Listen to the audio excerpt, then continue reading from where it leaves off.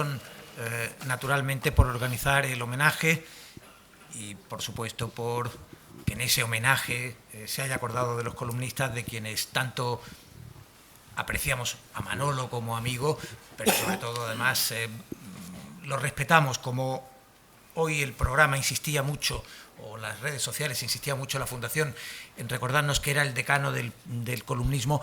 El decano del columnismo lo llegó a ser sencillamente por su longevidad, porque desde el año 58 que escribe la primera columna regular en el diario Arriba, pues se mantuvo 60 años realmente como columnista y por tanto llegó a serlo sencillamente por una cuestión de edad.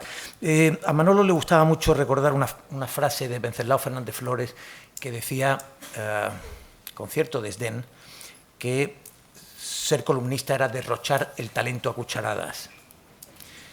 Es algo que Manolo, a lo que Manolo Alcántara le dio muchas vueltas. Siempre tuvo dudas sobre el valor de la columna. Sabía que alguna vez le gustaba citar a Baroja también y decir: escribir una columna es como escupir en el mar. Escribir una columna es una causa perdida, ¿no? Él no tenía ninguna duda de que un endecasílabo podía ser eterno.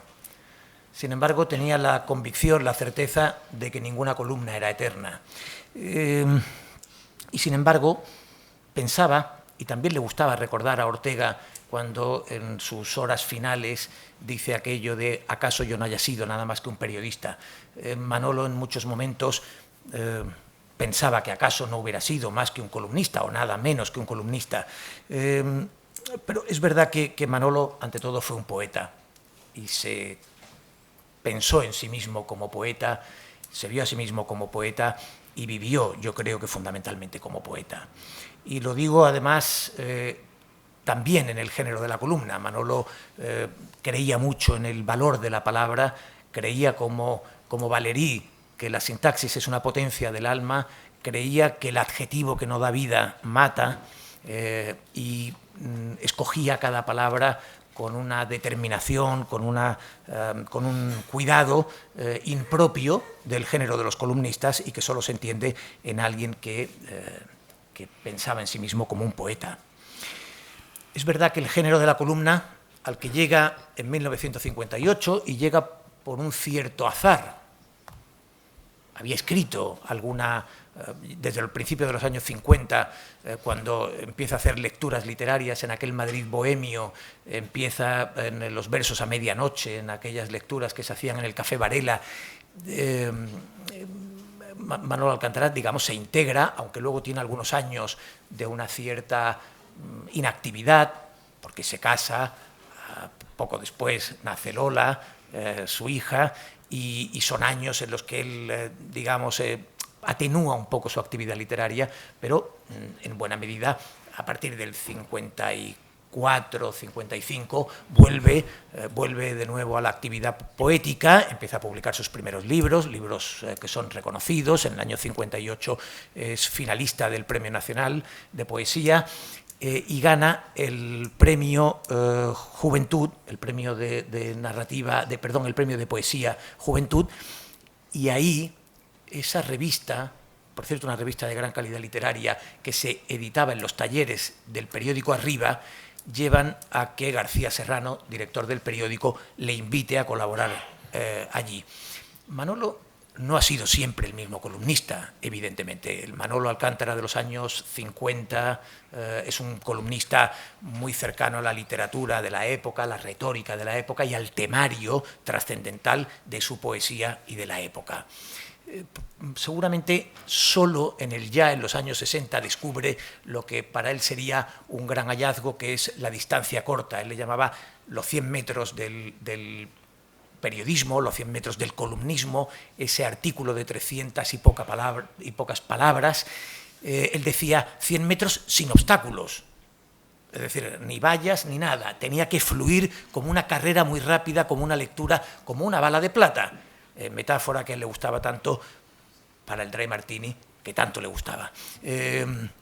Pero en él ya descubre ese texto corto en el que él tiene la precisión aquilatada del gran poeta, pero en el que tiene también el dar rienda suelta al ingenio, al extraordinario ingenio, a la mirada irónica, piadosa, divertida, que acabaría siendo característica. En cualquier caso, hay varios Manolos Alcántara. Es evidente que el Manolo Alcántara de este tiempo tiene poco que ver con el Manolo Alcántara de la transición, que para él fue muy caótica, porque lejos de lo que pudiera parecer, los años 70 para él fueron muy duros. En el periódico Arriba, los últimos directores falangistas duros del periódico lo despreciaron, no lo consideraban un adepto, no lo fue, y lo fueron marginando en el espacio gráfico y con columnas menores, hasta que de hecho Manolo terminó escribiendo a finales de los años 70, terminó refugiándose en La Hoja del Lunes, donde pasó, por así decirlo, la transición de perfil hasta que vuelve al Ya en los años 80, en fin, es una historia sobradamente conocida. Para Manolo en esos años hay un momento que genera una cierta confusión, porque él nunca formó parte de la resistencia al franquismo, pero nunca fue tampoco ningún cómplice del franquismo. Perteneció a la bohemia literaria, a esa bohemia que en buena medida huía en las madrugadas en el fondo de un vaso de ginebra y que fue capaz de llegar al año 75 sin mencionar a Franco en ningún artículo, sin dedicar a Franco ningún elogio, sin aceptar dirigir la Editora Nacional o algunos otros ofrecimientos que le llegaron, porque Manolo, y esto me parece a mí lo más característico, en el año 58, 59, 60, en ese momento en que empieza a escribir las primeras columnas, toma una decisión. El Alcántara, que trabajaba en una oficina de seguros vinculada a la Renfe, donde había conocido a Paula, a su mujer, Manolo decide dejar el trabajo y quedarse, vivir, digamos, Paula trabajaba en el colegio con Josefina Aldecoa, pero Manolo, digamos, decide vivir de los 136 pesetas con 50 que le pagaban por artículo.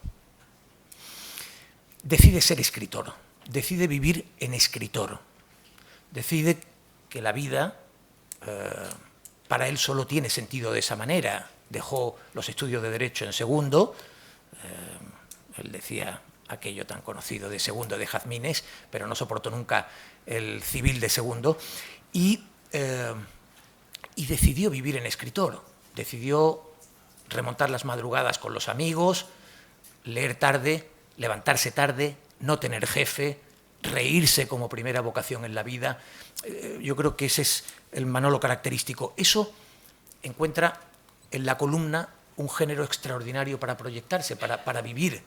Le permitía, como otros autores, y estoy pensando en autores de la generación del 98 o del 14, que confesaban que el columnismo era sencillamente un modo de sostener, de sostenerse vitalmente, ¿no? Los famosos garbanzos de Clarín, la ley del garbanzo, de la que había hablado Clarín, y sencillamente hay un momento en el que ese Manolo desconocido o malinterpretado en la transición por la generación joven vuelve a ser reconocido a principios de los años 90, cuando ya la transición, digamos, ha quemado la mayoría de los demonios. Es verdad que los demonios se han proyectado hasta hoy y seguramente todavía seguiremos viendo demonios exhumados en la vida española, pero digamos, una vez que la transición ha concluido, a Manolo se le recupera, se le reconoce y vuelven a llegar premios, homenajes y unas últimas décadas en la vida llena de cordialidad, llena de calor, llena de admiración, y el decano de la columna, digamos, disfruta de un gran reconocimiento. No hay un único Manolo Alcántara, pero sí que es verdad que hay un Manolo Alcántara reconocible en toda su trayectoria, que es aquel que ha decidido, que ha encontrado en la columna un género de expresión perfecto para un poeta que cree sobre todo en la precisión, que se puede permitir una vida básicamente literaria, fundamentalmente literaria, ajena o alejada de ciertos convencionalismos, y que es seguramente el Alcántara que ustedes han conocido. Sobre ese Alcántara aunque en este congreso se ha hablado de la poesía, que ya digo que es fundamentalmente lo que él siempre quiso creer, sobre la crónica deportiva, que es algo que siempre le apasionó. En este congreso hablamos también del Alcántara columnista, y para hacerlo, pues como ha señalado Pablo Aranda, nos acompañan 3 columnistas que lo conocieron, que lo quisieron y que lo admiraron, y que seguramente darán 3 miradas diferentes con claves muy reveladoras sobre Manolo. Así que, sin más, les dejo con ellos. Son Ignacio Camacho, Rosa Belmonte, Jorge Bustos. No sé si tenéis preferencia por algún orden en particular, y si no, como hubiera dicho Manolo Alcántara, las señoras primero. Habría dicho mientras me tumbaba a Jägermeister, mientras yo bebía la Fanta, ¿no? Sí, ha citado Teodoro a Baroja y ha citado a Wenceslao Fernández Flores. Otro de los que citaba Manuel Alcántara era Voltaire, cuando decía que un periodista no es capaz de influir ni en su calle.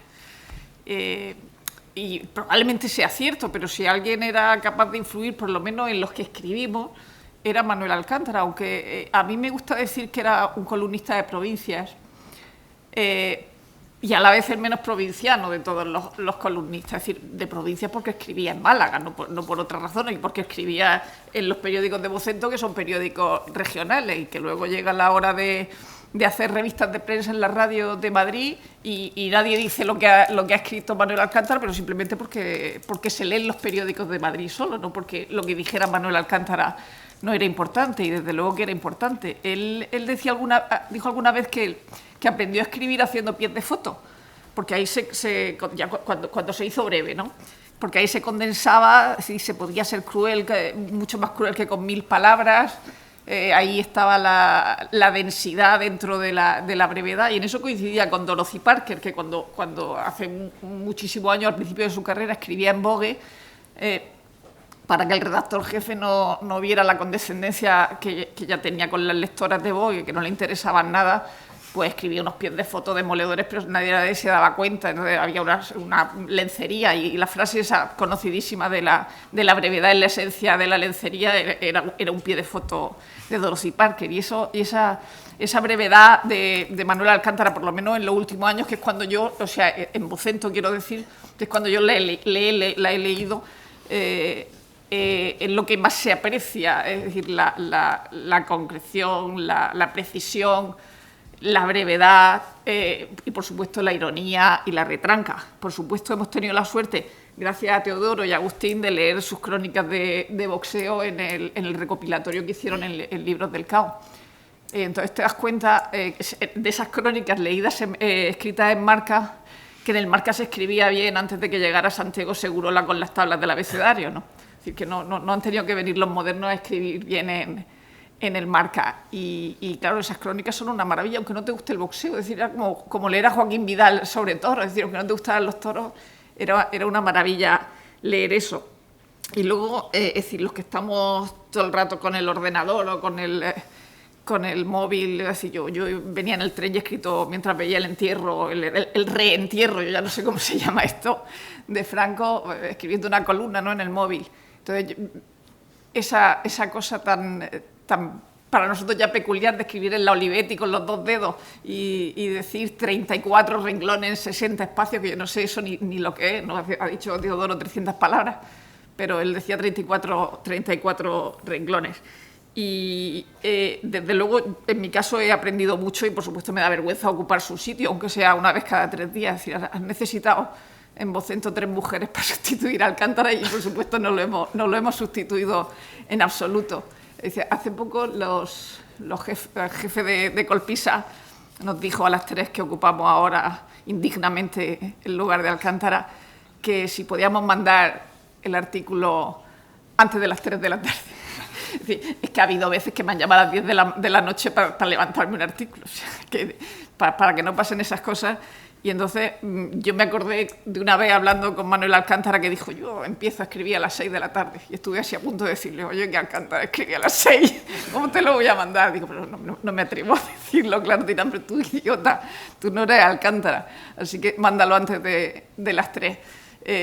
Yo, desde luego, tengo una muy sana envidia por por don Manuel Alcántara, ya lo voy a llamar don Manuel, por todo, por las crónicas de boxeo, por la precisión, por llamar en una misma frase genio y botarate a Maradona, por todo lo que se aprende con esa ironía, esa retranca, y desde luego no creo yo que sea digna de estar en su lugar. Y bueno, sigo leyéndolo en las recopilaciones, en los libros que tengo por ahí de Manuel Alcántara, en el libro de las crónicas de boxeo, y vamos, que para mí es un honor estar aquí en un homenaje a Manuel Alcántara. Gracias, Rosa. Bueno, pues por riguroso orden alfabético, después de Belmonte, Bustos. Bueno, yo cada vez que vengo a Málaga he venido por dos razones. La primera vez que vine fue por la feria, que me invitaron unos amigos a pasarlo bien, y la segunda vez que vine fue por Alcántara ya. Y desde entonces, desde aquella llamada que me hizo Manuel Alcántara, porque Teodoro le invitó a leer una reseña de ese libro de boxeo que habéis leído, que publiqué en Jotdown, y que me puso al teléfono al maestro, y que fue una sensación. Yo iba caminando por la calle, me acuerdo, por la Cava Baja de Madrid, y esa llamada, desde que escuché su voz por primera vez, al otro lado del teléfono, aunque ya le venía leyendo y sobre todo había entronizado su prólogo a las memorias de Ruano como una de las piezas magistrales del periodismo del siglo XX español, sin ninguna duda, pues siempre desarrollé hacia él una devoción, y debe ser la quinta o sexta vez que vengo a Málaga con Alcántara como leitmotiv. Y ahora que se ha ido, espero seguir viniendo a Málaga con Alcántara como leitmotiv. Me daría mucha pena que eso dejara de pasar, y espero que su legado, como dice el folleto que nos han entregado, se mantenga vivo. En ese prólogo que he mencionado, que comparto con Garci, por cierto, que le homenajean el Crack Zero, si no habéis ido a ver la película, se cita expresamente a Alcántara, pero hay varias líneas de guión que son pedazos de sus columnas, tal cual, ¿no? Cuando define el Dry Martini como un cuchillo disuelto, y otras muchas metáforas que utiliza el guión. Y García estaba de acuerdo conmigo en que ese prólogo era alta historia de la literatura en periódicos del siglo XX. Él dice, para despedir a Ruano, que el sitio que ocupa cada cual en el Parnaso depende de los acomodadores. Y eso es lo que somos nosotros hoy. Somos acomodadores de la gloria de Manolo, y tratamos de ubicarle en el canon, ahora que se ha muerto también Harold Bloom, como él merece. Creo que él ocupa uno de los lugares prominentes de la segunda mitad de la historia del periodismo español, de la historia del columnismo español. Somos acomodadores de Alcántara, y él decía también que el columnista es alguien que vende su cerebro a cucharadas. En el mundo eso ya es literal, porque estamos vendiendo desde ayer, como sabéis, algunos, las columnas de los columnistas del Mundo. Aquí meto mi cuña publicitaria como jefe de opinión del Mundo, a cucharadas de 1 euro el primer mes, no me digáis que no es una oferta suculenta, y de 7 euros a partir del mes siguiente al mes, ¿no? Y son esas cucharadas de talento, del pobre talento que cada uno pueda tener en comparación con Manolo, que se ponen al servicio del público para intentar endulzarle el café cada mañana, y que es un oficio que promete tener cierta longevidad. O sea, que la mirada nostálgica hacia el oficio del columnista, yo quiero no compartirla, porque creo que tiene futuro, ¿no? Hay columnistas, hay muchas tipologías de columnistas. Manolo era una tipología de columnista. Hay gente que digamos, distribuye el columnismo entre columnistas de ideas, esos que intentan llevar a la columna una reflexión original, basada en una noticia de actualidad, pero que intenta tener algo de ensayo. Y hay otros columnistas que se basan más bien en el derroche de emociones desde una primera persona, en el trabajo del yo, en la exhibición del sentimiento, ¿no? Manolo era una mezcla, a mi juicio, una alquimia perfecta entre estas dos grandes vertientes. Era un columnista de ideas y era un columnista cordial, era un columnista profundamente cordial. No hacía exhibición de su vida, ni de sus sentimientos, ni de sus emociones, pero te las iba colocando con una textura que iba redondeando la idea que debía viajar en cada columna, ¿no? Creo que en cada columna debe viajar una idea propia, una idea original, todo lo original que esté al alcance de uno, pero siempre envuelta en una corriente. Hablaba antes de la fluidez, Teo. Creo que esa fluidez fue una de los grandes magisterios que aportó a la columna Alcántara. Los ojos del lector corren por las columnas de Alcántara con una fluidez, con una facilidad, con una ligereza engañosa, porque es muy difícil conquistar esa sencillez. Eso es el trabajo de toda una vida. Y yo sospecho que en Alcántara la labor del poeta, la vocación primera de poeta, le ayudó mucho a conquistar esa sencillez. En eso consiste, a mi juicio, la maestría de Alcántara, ¿no? En esa música que tiene sus frases, ¿no? Esa tonalidad que mezcla cerebro y corazón, mezcla idea y sentimiento, ¿no? Alcántara era un hedonista metódico, era alguien que que se había propuesto disfrutar de la vida y sin embargo estaba obsesionado con la muerte, desde muy pronto además, desde sus primeros poemas. Y aunque parezca una paradoja, me parece que eso le conecta precisamente con una tradición antiquísima que se remonta casi a Anacreonte y a los poetas griegos, que precisamente se centraban en la vida porque eran muy conscientes de lo efímero de la vida, de lo efímero de las columnas también. Es un género de la columna también especialmente hecho para apurar el día, para ser alguien muy consciente desde la modestia de la fugacidad de su propio quehacer. Al final nuestras columnas mañana caducarán, envolverán pescado o servirán para lo que fuere, pero él era muy consciente y desde esa modestia logró levantar verdaderos textos antológicos, ¿no? Era casi una especie de vitalista pagano, muy conectado también con esa cultura mediterránea, y era un hombre al que le preocupaba más la muerte y el amor que la ideología o que la corrupción, por ejemplo, ¿no? Y no le vamos a culpar por ello. Yo a veces, incluso desde un periódico tan político como El Mundo, me gustaría tener más tiempo o más un entorno que aceptara mejor columnas que no estuvieran atadas forzosamente a la actualidad política del día. Sé que es complicado porque los lectores esperan de ti un posicionamiento cada día, pero envidié siempre de Alcántara, él lo había conquistado y le había costado toda la vida conquistar esa posición, la capacidad para hacer una columna filosófica sin que fuera densa, sin que fuera espesa, ligera y al mismo tiempo filosófica, sobre el amor o sobre la muerte o sobre una puesta de sol, sin parecer cursi, sin parecer engolado. Ese talento es muy complicado y Alcántara, escribiendo una columna todos los días, llegó a dominarlo con una rara facilidad. Cuando él se murió, experimentamos, yo creo, todos los columnistas una sensación de final de raza, ¿no? Como de una conclusión de una estirpe de columnistas que acababa con él, el decano de los columnistas españoles. Siempre que aparecía su nombre en prensa acompañábamos después la expresión el decano de los columnistas españoles, y tuvimos esa sensación de orfandad, ¿no? A los que nos dedicamos a este oficio. Lo que pasa es que después de esto me han invitado a otro sarao en el CaixaForum sobre el auge del columnismo, con lo cual creo que podemos estar esperanzados en que quizá este oficio no acabe con él ni con su estirpe, sino que por alguna extraña razón siga interesando no solo a las generaciones de lectores que empezaron a leer Alcántara en papel, sino a jóvenes millennials que ya han vivido en el entorno digital y que consumirán columnismo en su móvil, ¿no? Toda la obra de Alcántara se desarrolló en periódicos, salvo los poemarios, si no recuerdo mal. Creo que no entregó un volumen, un libro, con la ambición, porque, por ejemplo, Ruano, que es otro autor, amigo de Alcántara, al que se le reprochó no haber cuajado un libro importante que le situara, digamos, en la historia libresca de la literatura, al margen del periodismo, sin embargo, sí que entregó muchas obras a la imprenta. Alcántara tiene recopilaciones de artículos, tiene sus poemarios, pero su obra se desarrolló en el periódico del día.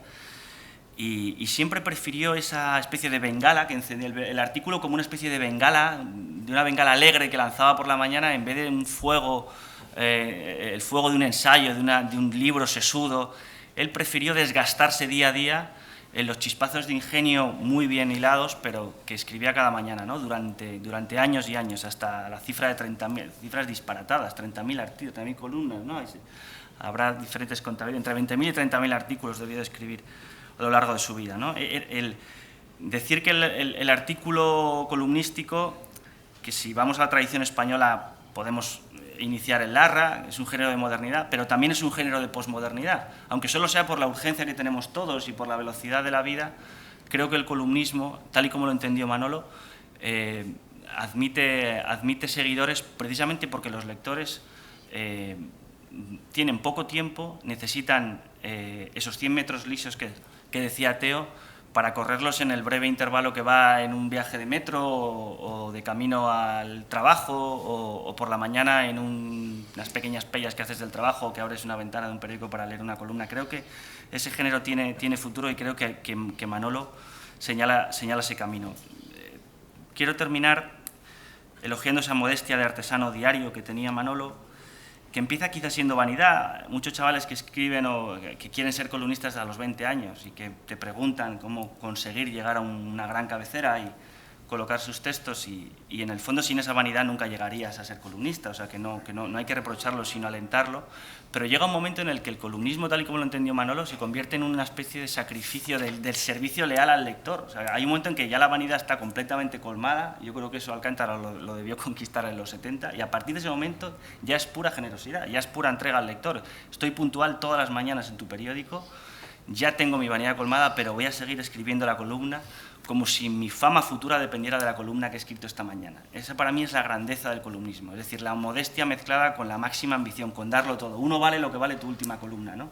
Y yo creo que eso Manolo lo tenía, cuando ya tenía todo demostrado, no tenía que demostrar nada a nadie, y sin embargo cada mañana, leyendo sus columnas, veías un trabajo que había ahí, ¿no? Había una seriedad en su oficio. Tú podías comer con él y se levantaba a una hora puntual porque tenía que irse a escribir y eso era un momento sagrado. Yo eso lo veo ahora en Raúl del Pozo, en el sufrimiento que todavía tiene alguien como Raúl, que también tiene una carrera larguísima a sus espaldas y que no tiene, por supuesto, nada que demostrar, amigo íntimo de Cela, de Umbral, y sin embargo, hay un momento en que le llamas por la mañana y no te va a coger el teléfono porque está en un momento sacerdotal, está oficiando su columna y hasta que no la termina no está para nadie, ¿no? Ni siquiera para el presidente. Me gustaría acabar citando una frase. Cuando se murió César, también Caamaño escribió un obituario, César González Ruano, que a mi juicio creo que le pega muy bien a Manolo y que dice así, ¿no? Por el que además ganó el Gabriel Alcabia, Caamaño, dice: César escribió para hoy, solo para hoy. Qué estúpidos los que dicen escribir para la posteridad. Y escribe las cosas obvias, las cosas que se repiten eternamente, solo porque cada año nacen nuevos ignorantes que las desconocen. Lo mejor que se puede hacer por César es escribir para hoy, con una fétida rosa niña en el ojal de la solapa, en un papel que mañana estará marchito, y dejarse el alma en cada artículo. Y mañana Dios dirá, se compra uno un alma nueva, o se roba, o se alquila, o se inventa, o se la pide uno prestada a un amigo, y se escribe uno, otro artículo, o dos, o tres, y a firmar y a cobrar. Eso es lo que tratamos de hacer también en el mundo, y eso es lo que hizo durante tantos años Manuel Alcántara. Pues muchas gracias. Bueno, Ignacio Camacho. No sé si estoy a la buena distancia del micro, que nos han dicho que no nos acerquemos mucho y tal. Bueno, mis compañeros y sin embargo amigos, como decía Tico Medina, me han dejado varios balones botando para pinceladas que me gustaría rematar, pero como supongo que habrá algo de tiempo para un segundo turno, lo voy a dejar ahí y voy a hacer primero una intervención en la misma línea que mis compañeros. Antes hablaba Jorge de sus visitas a Málaga con Manolo y bueno, yo tengo que decirle que es la primera vez que vengo desde el día de su funeral y que me va a costar venir, digo. Cuando murió Carlos Cano me costó 5 años volver a Granada, espero que me cueste un poco menos venir aquí. Y además es la primera vez que voy a hablar de él sin tenerlo delante. Solía decir que había tenido el bromear, dice, esa importancia que le daba a la muerte, que por cierto, inciso, uno lee unos poemas existencialistas, probablemente los mejores poemas existencialistas del siglo XX español, sobre la condición de la muerte, sobre el tránsito de la vida, y los escribió con 20 y tantos o 30 y pocos años, 27, 28 años, esos poemas formidables. Joder, estamos pensando, bueno, es verdad esto. Pero eso solía decir que había tenido el privilegio, broma, de leer en vida sus necrológicas. Y era una forma de quitarle importancia a que los amigos y los que le apreciábamos veníamos periódicamente a ponderarlo como nuestro maestro. Y solamente Manolo Castillo sabe lo que me costó a mí hacer la necrológica de verdad. En los periódicos tenemos una mala costumbre, que es el de ventear los fallecimientos y encargar obituarios adelantados. Yo fui incapaz. En la tarde del miércoles santo tuve que hacer 2, uno para ABC y otro para el sur, con las tripas. Pero fui incapaz de adelantarlo. Eso me ha pasado con algún amigo. Bueno, les digo todo esto porque porque tengo la sensación de que ya, al menos personalmente, ya he dicho y escrito un poco casi todo lo que tenía que decir, y desde que Manolo no está, pues uno solo desea volver a escucharle, que no va a poder ser, y volver a leerle, que sí puede ser. Eso del cuchillo derretido, Jorge, se aplica también a la ausencia. Y lo quiero decir hoy, porque, fíjense, yo creo que una de las cosas que se nos ha quedado pendientes ha sido la memoria oral de Manolo Alcántara. Era un pozo de citas, un pozo de conversación, y del que sobre todo Teo ha sido el testigo privilegiado, y por ahí, por esa charla, en cualquier circunstancia, en cualquier sitio, desfilaban Ruano, Azorín, Neruda, Aldecoa, ¿no?, de la época dorada del boxeo, del fútbol, ese periodismo que habéis apuntado, ese periodismo de Flexo y de Gabardina, ¿no? Que a Gistau le llama mucho la atención una cosa que le contó una vez, que realmente tiene que ver con la atmósfera esta de las películas de García, que citaba Augusto, que tenía un motorista en la puerta del Palacio de los Deportes para, cuando terminaba el combate, salir corriendo y llevarlo al Marca, al diario, ¿no? Bueno, pues todo eso bueno, se nos escapó un poco, aunque nos queda el resumen magistral del discurso de aceptación del doctorado honoris causa por la Universidad de Málaga. Pero es verdad que uno echa en falta esto que a veces se ha recopilado en Borges, ¿no? Ese Borges oral que hacía de las entrevistas y de las charlas de café, hacía un pequeño monumento, pajaritas de papel en el aire. Bueno, nos queda, por supuesto, el legado de los 20.000, de los 30.000 artículos de la ópera magna del columnismo literario español de los últimos 50 años. Probablemente, compañeros, el testimonio no solo de una estirpe que se pierde, sino de un género que se pierde. Me refiero al articulismo literario, perdiéndose en aras del articulismo, que sí está en auge, Jorge, pero es otro articulismo. Yo le llamo el opinionismo, porque es una palabra italiana. Los italianos dicen que somos opinionistas, es que no es lo mismo. Y el fragor del articulismo político, ideológico, va enterrando poco a poco, por la demanda de los lectores y por la dinámica de los propios medios, de Internet y todo esto, va enterrando un poco, insisto, no solo una estirpe, sino también probablemente un tipo de género.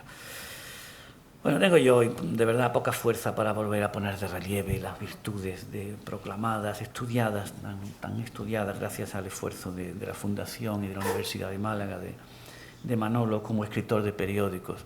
Esto de columnista, articulista, está bien, son denominaciones, pero la pura de verdad es la de escritor de periódicos, que era lo que decía César Ruano, ¿no?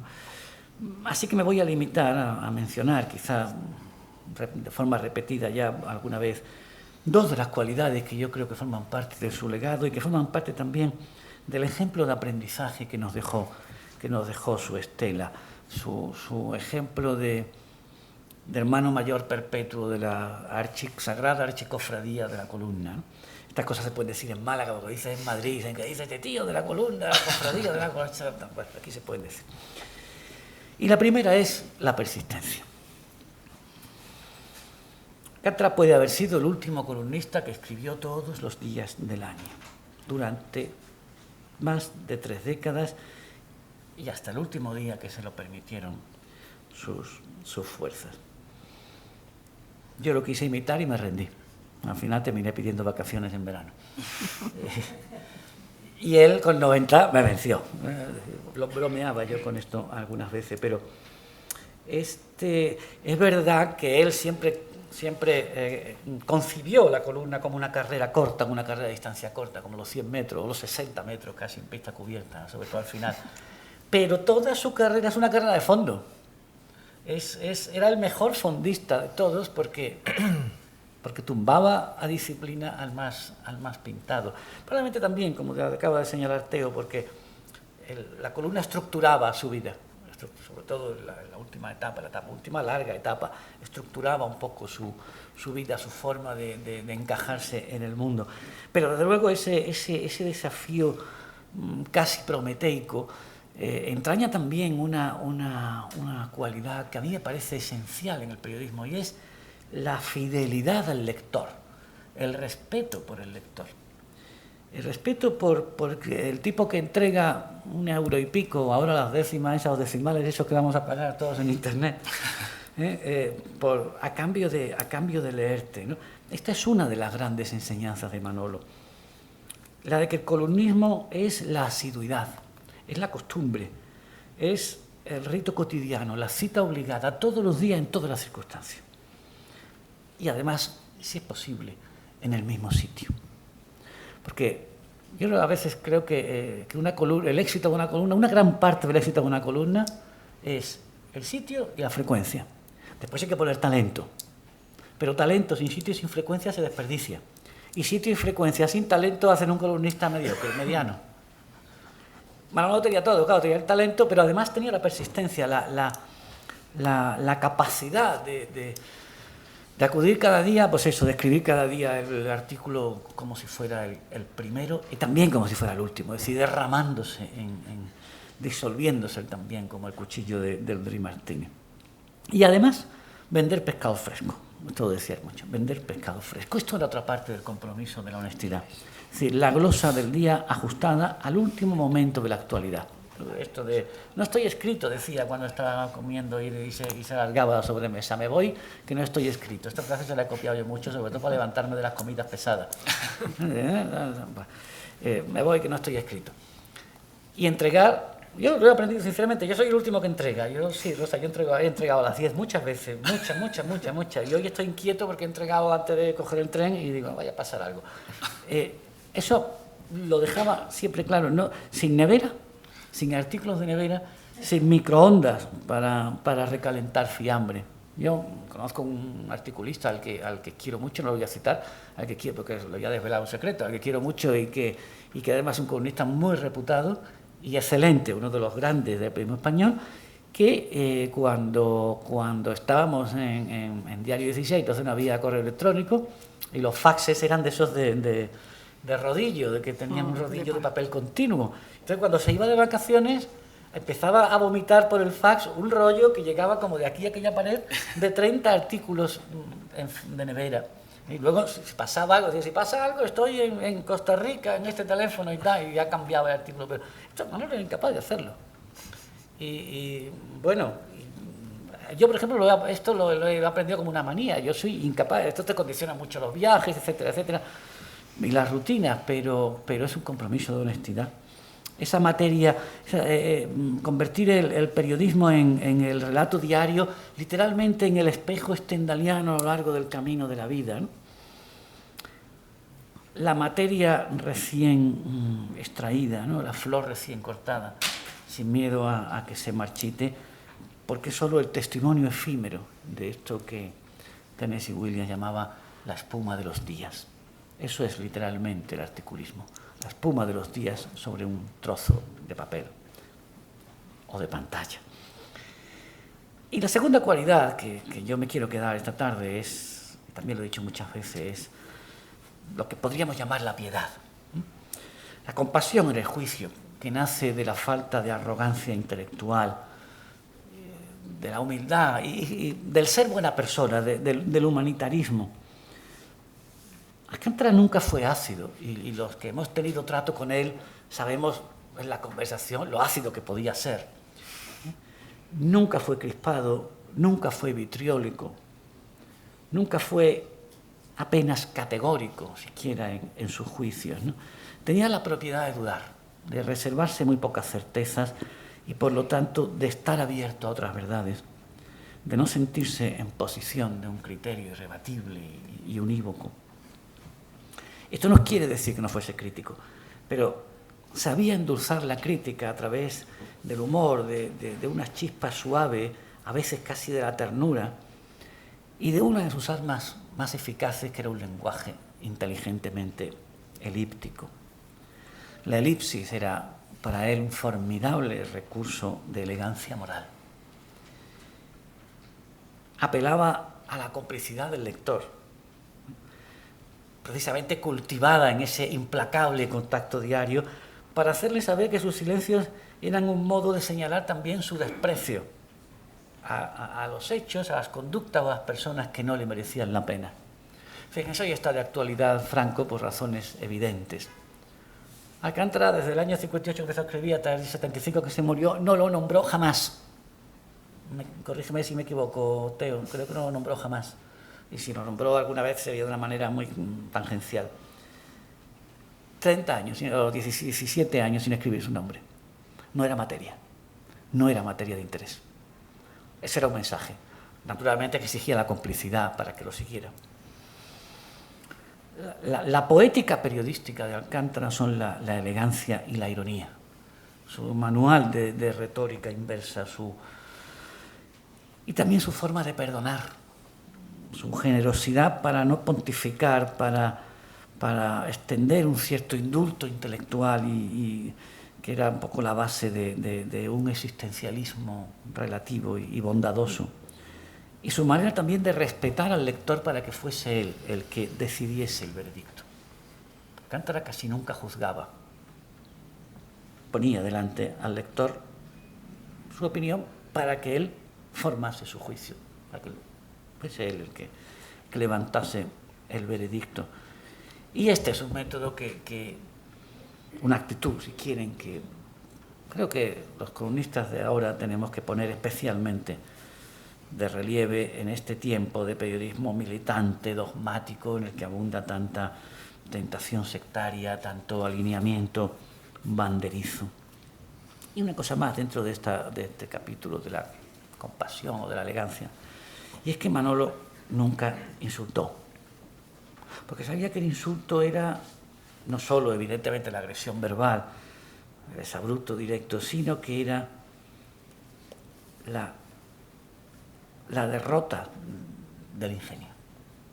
No solo la derrota de la educación, sino y la revelación de un talante energúmeno o fanático, sino que era la derrota del ingenio o el triunfo de la pereza mental, una renuncia al ejercicio del talento. Manolo era un maestro de la ironía, pero ojo, que no del sarcasmo. Y porque el sarcasmo no es humanitario y la ironía siempre deja una salida, una escapada, una oportunidad, un puente abierto. Me he contado ya muchas veces, creo que alguna aquí, esto que decía él, una vez que dijo de Zapatero, en una época en que el fragor de improperios de Zapatero era diario, llamaban todos los días en los periódicos, en la radio, llamaban traidor, felón, inútil, idiota, no sé qué. Y dijo un día, me parece que fue una entrevista, que ni siquiera fue un artículo, no sé si fue Domi, me preguntó qué le parecía, qué opinaba de Zapatero, y dijo, pues me parece un hombre caballeroso, correcto, galante, muy bien educado, y estas cualidades lo harían un excelente maître de hostelería. Claro, esta forma de suavemente llamarle incompetente, que ustedes se han reído, esta sonrisa no tenía nada que ver con el fragor del improperio que en aquel momento abundaba, ¿no? Esto lo había aprendido de los grandes, de Venceslao, por supuesto de Rogano, de Camba, ¿no? Teo, que le conoce mejor que casi todos nosotros, le conocía mejor que casi todos nosotros, sostiene además que Manolo era un epicúreo, y tiene razón, porque se agarraba a la vida para apurarla hasta el último aliento, pero era también, y a su modo, un escéptico. Y ese escepticismo era también parte de esta filosofía de lo relativo, como conciencia de la libertad de pensamiento, escepticismo para dudar, escepticismo para entender al otro, escepticismo para no tomarse ninguna certeza en serio, escepticismo político, filosófico y existencial, que está sobre todo reflejado en su poesía. Ser hombre es ir andando hacia el olvido, hay un hombre de pie sobre mis huellas, etc. Pero bueno, yo quisiera decir que, también para terminar, que Manolo no fue un maestro de articulistas porque le tuviésemos afecto, que se lo teníamos. que se lo teníamos, y además porque se lo ganaba. Lo fue porque consolidó un estilo de excelencia, inconfundible, propio, en la mejor tradición del género. Lo fue porque se mantuvo arteclado como un gigante, como un león en el tiempo hasta el último, casi el último minuto. Lo fue porque deja una impronta de brillantez, de disciplina, de voluntad, de persistencia, de esfuerzo. Y todo eso es lo que configura la esencia de un magisterio, de un hombre al que yo creo que cabe definir en el buen y machadiano sentido de la palabra bueno, y del que yo creo que todos los compañeros, ojalá pudiéramos llamarnos compañeros, que hemos conocido, pues sabemos que no tenemos más remedio, si queremos hacer algo en esta vida, en esta profesión, que seguir su ejemplo con la mayor honestidad posible. Ya está. Bueno, yo no sé, me gustaría invitarles, si alguien quiere participar, naturalmente, a que lo haga. En cualquier caso, seguro que quienes conforman la mesa, después de una primera intervención, he visto la mano, sí. A continuación. Sí, yo quería coger el balón de Ignacio también. Pero sí, me gustaría que Ignacio... Ignacio decía que no es fácil hablar en el terreno personal, yo lo he querido soslayar también muy intencionadamente. Por cierto, Ignacio, tú no tenías que hacer como Antonio Burgos, dejar 30 artículos escritos, porque tú decías, Qué chivato, tú decías, llamada a ese chico de Málaga, Teodoro, que me sustituya el mes de agosto. Y te presenté un año diciendo, me voy de vacaciones, eran 15 días, yo nunca me he ido más de vacaciones. Nunca, jamás en mi vida profesional me he ido más de 15 días de vacaciones, y lo presenté diciéndole, bueno, y volveré el día tal de septiembre si Teodoro León no me manda directamente de las vacaciones al paro, porque si la brillantez de Teodoro no me manda directamente. No, bueno, bromas aparte, yo creo que los tres han dicho cosas muy pertinentes, muy lúcidas y que demuestran que han leído Alcántara con mucha profundidad.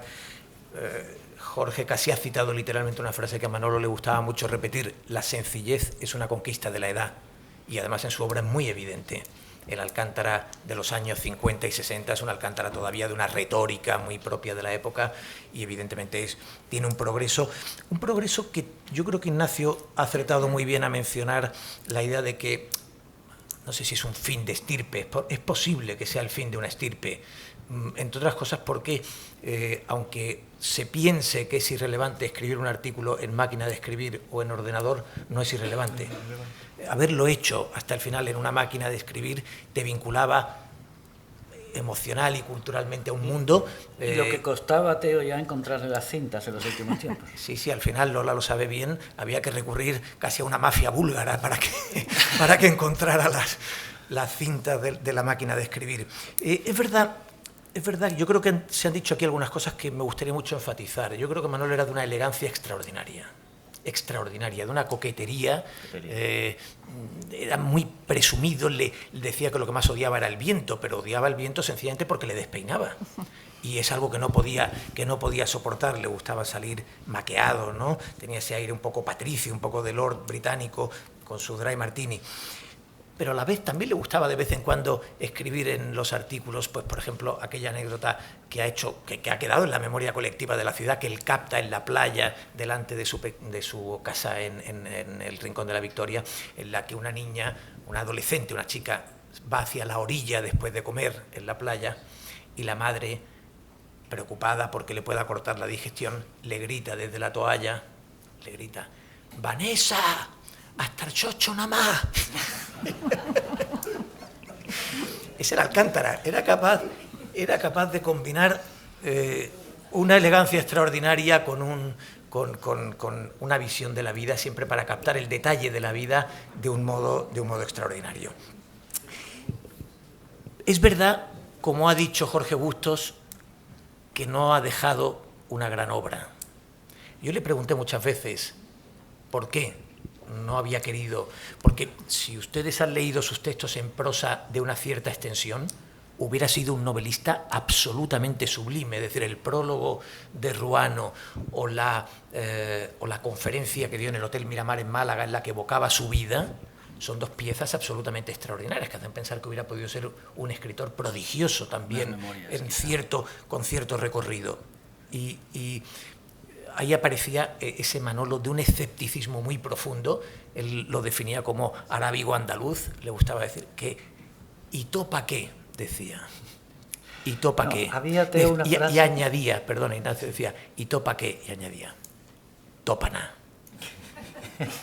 Había una frase de Manolo que a mí me encanta, porque además la verdad es que la he practicado quizás en mi caso por pereza, que era: yo no abordo una tarea que no pueda resolver en el mismo día, ¿no?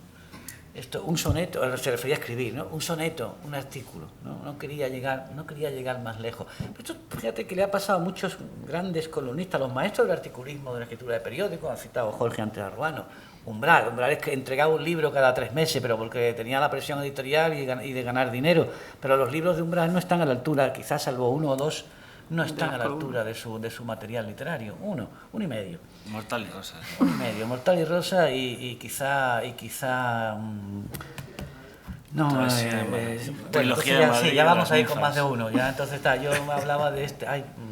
Sí, pero sí, Umbral sí tenía un poquitín más de helechos adolescentes y tal. Del libro. Pero bueno, que no tenían la altura. Entonces Manolo pues no lo hizo, simplemente no lo hizo. Bueno, pues ya se podía haber antologado, pero no hizo esa materia porque efectivamente no la podía terminar en el día. Entonces ya esa vida que organizaba él también, no solo alrededor de su escritura, sino alrededor de sus ritos y de sus salidas y de Rodríguez Martínez y de sus almuerzos con Juan y con sus amigos y tal, pues esa se lo impedía, ¿no? Y también esa parte epicúrea que tú siempre has trabajado, ¿no? Un par de cosas quería yo decir de estas que se han quedado por ahí sueltas.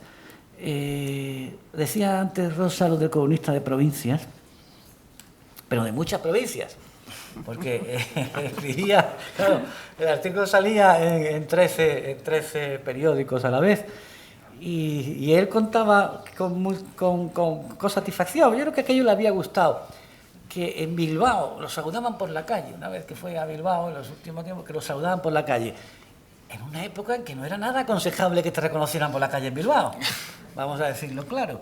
Y sin embargo, a todo el mundo era un personaje que generaba empatía y le saludaban y tal. Yo soy testigo de que en Bilbao en esa época los periodistas más bien debíamos ir con pasamontañas, ¿sí? Y sin embargo a él fíjate, en Bilbao pues era contraportada del Correo, que es el periódico, que es una auténtica institución y que en aquella época pues tiraba 125.000 ejemplares. Pues entonces, bueno, pues en Valencia, en Logroño, y me han preguntado por Alcántara en Logroño, ¿y tú conoces a Manolo Alcántara? Y tal. Decía, era de provincias, pero de muchas provincias. Y voy a contar una cosa aquí, que creo que solo sabe Teo. El año 2004, un servidor le pidió, o le ofreció, o le pidió que escribiese en ABC, en Madrid. Y porque me parecía precisamente que había que darle una lección a los columnistas de la capital, sinceramente. O sea, así de sencillo. Al endiosamiento del columnismo capitalino. Y estuvimos a punto, la verdad es que estuvimos a punto. Él al principio quería que publicásemos su artículo en Madrid, que era lo más fácil, porque como era la misma propiedad y tal. Y yo quería pues un artículo propio, aunque no diario, evidentemente. Pusimos a hablar de 1 a la semana y tal, una tercera. Y bueno, esto se iba a hacer y al final, bueno, pues no, yo creo que también porque ya Paula estaba en una etapa más complicada y tal. Y bueno, al final no se pudo hacer y yo me quedé con mucha pena. Yo creo que a él no le importó demasiado, porque no pasaba bastante de vanidades y de estas cosas, ¿no? Pero yo sí pensé que yo era director de ABC en ese momento, y yo pensé que primero que había que enaltecer a ABC con la firma de Manolo, y segundo pues esto de que los columnistas de provincias tenían que dar que cortar orejas en las ventas, ¿no? Pero bueno, no se fue un poco por al traste, por poquito, por poquito. Me quedé yo con esa insatisfacción. Una vez que comí, bueno, el año pasado, por enero, creo que fue la última vez que quedamos todos, me contó una anécdota. Yo siempre que quedaba con él le preguntaba por los maestros que él había conocido en vida, con los inmortales, desde Baroja, Neruda y sobre todo Ruano y Camba, ¿no? Como pilares de... Y él contaba una anécdota que creo que se le puede aplicar a él mismo. Yo le pregunté por cómo era Julio Camba, porque él fue corriendo al Palace a visitarle en los 60 y volvió tan alborazado de haberle conocido, aunque tampoco es que Camba le tratara con mucha deferencia, porque Camba era así, y fue a Ruano a contarle, César, he conocido, que César sí era amigo suyo, y le contó, he conocido a Julio Camba, tal, y Ruano le hizo así una mueca y le dijo... Camba es muy raro, Manolo. Camba es una persona que prefiere un bistec a Shakespeare. y era verdad, Camba prefería un bistec a Shakespeare. Y en eso yo creo que con lo que decías de la falta de ambición libresca o de forjar una obra que quedara, un libro de referencia, se parecía más a Camba Alcántara que a Ruano, que sí se prodigó en varios libros, la biografía de Baudelaire o muchos otros, que no llegaron a ser, que no se recuerdan como el libro que queda de Ruano son sus memorias, pero que en eso sí se parece a él, en esa especie de epicureísmo perezoso que se agota, que lo da todo en la distancia corta, pero que no quiere emprender proyectos de más longevidad. Y respecto a lo que decías de la ironía, que por cierto me preocupa, porque yo creo que estamos ante una invasión, quizá por los horas que pasa uno desgastando su vida en las redes sociales, hay una invasión del literalismo o una incapacidad para apreciar la ironía. Hemos pasado de la ironía no se entiende en la radio a la ironía no se entiende en Twitter a la ironía no se entiende en general, ¿no? O sea, la ironía no se entiende.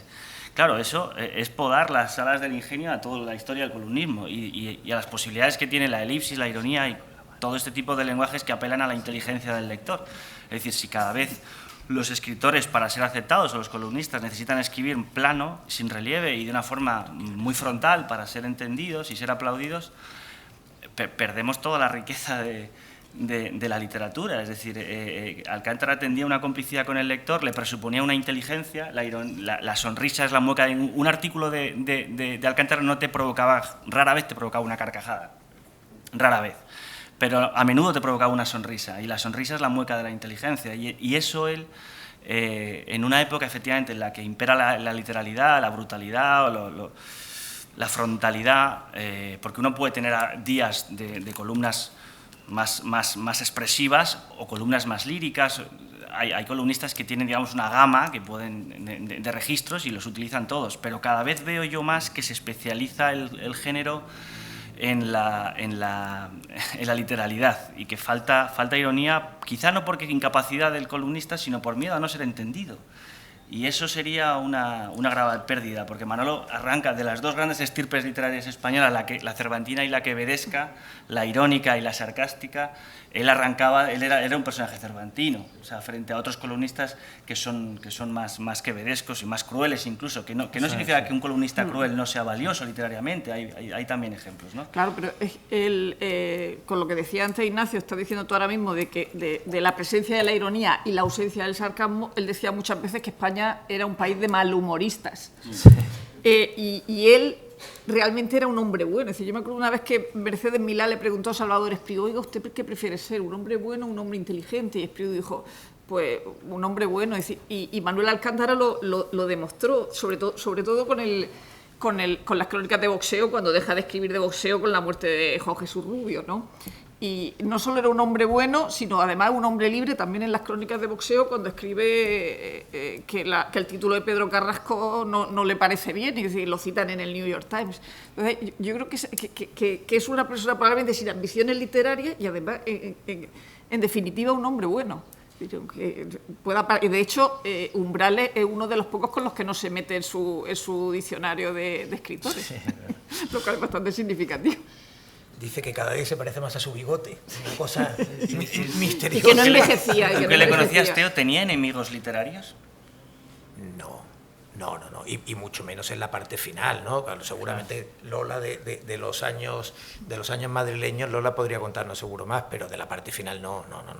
El alejamiento de Madrid da una serenidad. A Manolo le gustaba mucho en la parte final, evocaba mucho a Cicerón cuando es en el Cicerón del destierro, ¿no? Esa serenidad, esa visión. Él decía, a mí me gusta, realmente para mí la vida es asomarme a la terraza del Rincón de la Victoria y ver esa gran pista de aterrizaje de gaviotas que es el Mediterráneo.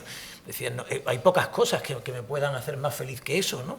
Y por tanto, yo creo que no, eso, él se alejó mucho de esas pasiones del mundo literario. Yo creo, tú has hablado de escritores con mucho registro. Yo creo que Manolo era un escritor de una voz muy nítida. Es decir, Manolo escribía el artículo de Manolo. Cualquiera hubiera leído una frase de un artículo de Manolo y probablemente lo hubiera reconocido. Y Ignacio recordaba algo que yo antes también quise mencionar. Hay una parte muy importante de la vida de Manolo, desde el año 90, cuando él, después de años estresantes, de un cierto vértigo, que van desde la transición, cuando se queda desubicado, La Hoja del Lunes, la travesía de los 80 en el Ya, que es un periódico muy inestable, con mucha debilidad económica, con un futuro claramente incierto, hasta que Miguel Larrea, por parte del Grupo Correo, lo toma los mandos y lo tranquiliza, hasta que definitivamente, después de un periodo en el que la columna del Ya se publica en El Sur y en Vocento, y luego finalmente la columna pasa a ser la columna estrella del propio Grupo Vocento, a partir de ahí, hasta el final, Manolo encuentra el absoluto sosiego en ese sentido, ¿no? Es decir, encuentra su sitio, su calma, su ritmo exacto de vida, lo que él llamaba acostarse tarde, levantarse muy tarde, su boldo, sus periódicos, pensaba en el tema de la columna, se iba a comer con amigos. Juan fue fiel casi diariamente hasta el final, Salvador, Rafa, en fin, Paco, quienes estábamos más cerca, pues más, menos, pero en esos años a Manolo lo que le gustaba, Manolo temía muchísimo dejar de escribir, tenía tentaciones de dejar de escribir, pero pensaba que el día que dejara que no hiciera una columna, se acabaría todo. Al día siguiente se pondría unas zapatillas de cuadros y se quedaría en la casa, ya no saldría. Entonces, para él, eso de salir a comer, obligarse a salir a comer, que para él era arreglarse, peinarse perfectamente, salir como debe ser, volvía, por supuesto, obsesivamente a las 4:30, no estoy escrito, me tengo que ir, y se ordenaba a partir de la columna.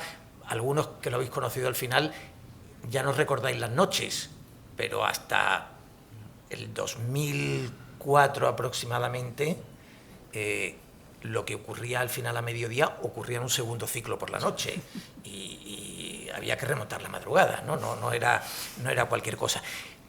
Manolo en ese tiempo, hasta cierto punto, yo creo que despreciaba un poco aquello de lo que escribía. A Manolo la política le parecía una cosa menor, pero él tenía la obsesión de escribir, él decía, de aquello de lo que mañana la gente vaya a hablar a la hora del café. Y como llegó un momento en que la vida pública se había llenado sobre todo de política, pues él llenó los artículos de política, pero nunca quiso ni sentar cátedra ni pensar que sabía nada de lo que pasaba. Entrándole oblicuamente a la política. Buscaba un rasgo de humanidad, una debilidad a lo mejor, pero nunca le interesó, en fin, verdaderamente de un modo significativo. Hay una mano inquieta en el fondo por participar. Una cosita antes, a propósito de esto que has dicho, y por terminar, cuando hablamos de extinción de un estirpe o de extinción de un género, estamos también hablando de la extinción de un tipo de lector. Porque el artículo de Manolo no era para el lector de Twitter, era para otro lector, para un lector que busca esto, que está acostumbrado, que desayuna con el periódico, que desayuna de papel, a ser posible, que mira, que se para, que conversa con el articulista. Y eso está desapareciendo. Esto va todo muy deprisa. El opinionista hace otra cosa. No, ahora no se conversa, se interactúa, te cagas en su puta madre. Esto ya va, el negocio va de otra manera. Perdón, ya está, no le quería quitar la palabra. Todo el mundo, cuando se expresa de forma oral, incurre en muletillas, en anacolutos. Él, podrías transcribir una conversación de sobremesa con él, las pocas frases que decía, pero que cuando de repente intervenía, estábamos todos hablando de cualquier banalidad y él intervenía de repente en la comida, todos nos callábamos y decía algo que te hacía sentirte avergonzado de la banalidad de la que tú estabas diciendo. Porque él de repente soltaba una frase para el mármol perfecto. Eso es una tradición de una época que él aprendió, pues eso, a base de Camba, de Ramón, de Flores, de Ramón, muy de tertulia César, del Café Gijón, sí. Yo tengo guardada un programa de una entrevista de Domi. Es una entrevista, yo no sé, Domi será de hace 8 o 10 años, ¿no? Por ahí. ¿Sabes a cuál me refiero? De hecho, 3 puede ser Canal Sur o Localia. No, era un canal local, creo que era de 101, no sé. Y entonces hay un momento en que Jaime, que Domi le dice, sí, 8 años por ahí, o sea que ya todavía le quedaba un tramo de vida largo. Pero hay un momento en el que Domi, y yo lo he guardado solamente por esto, es que la respuesta lo retrata, ¿no? Esa cosa entre escéptica, coqueta y existencialista. Y le dice Domi, y tú, maestro, ¿tú cómo ves a Dios? Y él se queda así y dice, a estas alturas con expectación. Esa es una respuesta que retrata perfectamente a Manolo. Lo podía haber dicho con 25 años, porque ese existencialismo lo tiene en los versos a los 28 años, sí. Pero... La de si Dios existe no tiene perdón de Dios también, sí, ¿no? O cuando de repente decía, hoy es siempre todavía. O decía, el hombre, una vez que me dijo, el ser humano, Jorge, no es gran cosa, lo que pasa es que ha tenido buena prensa. Te quedabas pensando. Sí, era una movida, más la hilaba a veces, ¿no? No se le escapa. Eso casi todo está derramado, esparcido por los artículos, ese tipo de frases. Tengo que pediros una cierta brevedad porque nos hemos comprometido. El taxi está arrancado en la puerta y dentro de 8 minutos los tres... Como si hubiéramos robado un banco. Salimos corriendo. Parecerá toma el dinero y corre. Así que un par de intervenciones breves, por favor. En cuanto a la concepción humanista, era un hombre esencialmente bueno en el sentido machadiano. Hoy es siempre todavía. Y si no recuerdo mal, había una frase que decía que la guerra civil había sido una catástrofe porque le habían impedido conocer a Antonio Machado. A él. Yo he estado todo el tiempo mirando el póster y mirando los ojos y claro, es eso, ¿no? Y me traen olores. Y me ha traído todo el rato olores a aceite de oliva y a mantequilla. Porque el ritual era el del desayuno, el de bajar al bar de abajo y leer el artículo. Y yo tenía otro ritual que era el recortarlo, el del día anterior recortarlo y llevármelo a mi clase para leerlo a mis alumnos. Y siempre iba manchado de mantequilla o de aceite de oliva. Entonces tengo un montón de recortes que huelen a ese. Yo la pregunta que tenía preparada era para Rosa, y creo que ya la contestaba, que si te producía cierto vértigo ocupar con C la columna. Ocupar con K, sí. No, en realidad yo creo que no se atrevieron directamente y dijeron vamos a poner a 3 para que no nos pongan pegas. O sea, evidentemente una gran responsabilidad. O sea, que me encuentro mucho menos responsable cuando, o sea, yo escribo diariamente, es decir, cuando estoy en la sección de opinión que cuando estoy en la contra, porque es verdad que lo miran con lupa.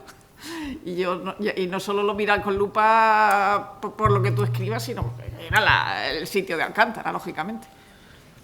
Cuando Raúl del Pozo, una anécdota, cuando Raúl del Pozo sustituyó a Paco Umbral, sustituyó por defunción a Paco Umbral, a mí me había tocado ocupar con K, la de Campmani, lo llamé y le dije, ahora te vas a enterar de lo que pesa un muerto.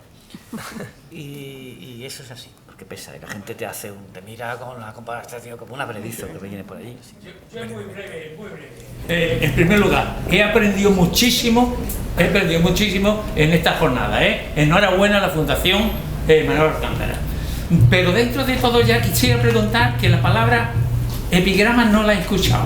Entonces, quizás sea por propia ignorancia de que era algo, que si el artículo, la columna, sarcástico, pero yo entendía que la palabra epigrama tenía que ver algo también con esta clase de artículos sarcásticos, irónicos o algo. ¿Estoy equivocado o alguien me puede decir? No lo está.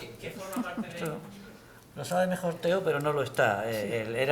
Había mucho de epigramático. Es más, yo creo que hubiera sido... Es un género que se ha perdido, el género de la greguería, el epigrama y tal. pero hubiera sido un epigramático fantástico para colocarlo en la portada del periódico. Ese pequeño billete de 3 líneas hubiera sido los Jours le Jour que tenía Le Monde de los años 70, hubiera sido fantástico para eso. Él admiraba y lo pasaba en grande con los epigramas. Pérez Creus era uno de sus héroes, Creus, claro. pero también... Pero Pérez Creus era un cabrón, que escribió un libro que se llamaba Cabronario. Entonces, Marcial. Pero pensaba, Claro, Marcial era andaluz. efectivamente que era muy cabrón, y a él no le gustaba serlo. La piedad de la que ha hablado antes Ignacio, a él le impedía, aunque era capaz de decir maldades extraordinarias en el calor de la sobremesa con amigos, pero quedar como alguien inmisericorde, que hubiera dado una dentellada a la autoestima de alguien, por ejemplo, es algo que le resultaba difícil, y aunque lo pudiera hacer en privado, pero desde luego nunca lo hubiera hecho en público.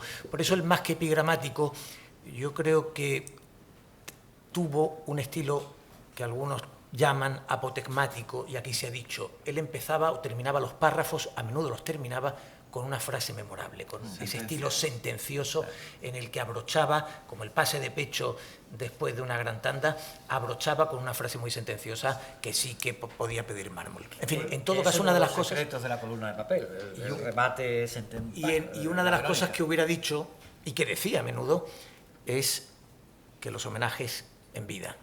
No creía en los homenajes después, quería los homenajes en vida, los tuvo y la disfrutó y los disfrutó. En todo caso, creo que este homenaje por parte de la Fundación es muy pertinente. Estamos todavía en ese duelo de la pérdida del maestro, y yo agradezco mucho a Jorge, a Ignacio y a Rosa que, dentro de la dificultad del día periodístico y de los horarios del AVE, pues nos hayan acompañado y nos hayan aportado lo mucho que han aportado en esta mesa. Así que muchas gracias y buenas tardes.